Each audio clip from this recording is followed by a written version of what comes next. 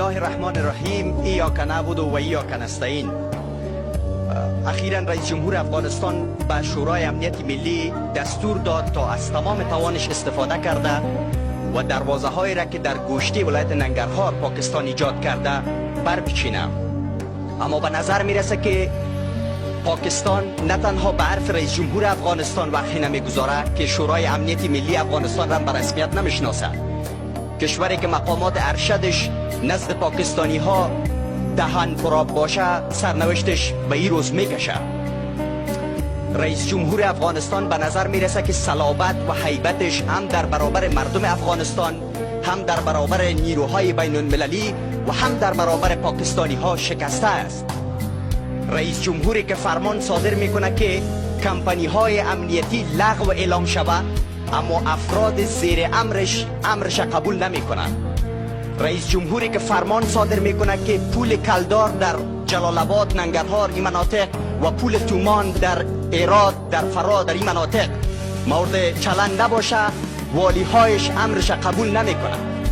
رئیس جمهوری که فرمان صادر میکنه که مقامات ارشد امنیتی و حکومتی ما با موترهای شیشه دودی گردش کرده نمیتونه، اما میبینیم که مقام ارشد حکومتش با موتر شیشه دودی، با موتر ضد گلوله، با 10 سرباز میگرده و به رئیس جمهور نشان میده که تو آدمی نیستی که من تو را به چیزی اهمیت بدم. حال چه باید کرد؟ آیا باید خاموش باشیم که هر روز رئیس جمهور فرمان صادر کنه و پاکستان وقتی نگذاره، یا باید کاری بکنیم؟ پیشنهاداتی دارم جناب آقای رئیس. باید با پاکستان مردم افغانستان را طرف بسازیم. طرف پاکستانی کسی بوده نمیتونه که از پاکستان پول میگیره. طرف پاکستان کسی میباشه که در برابر پاکستان ایستاده شده باشه.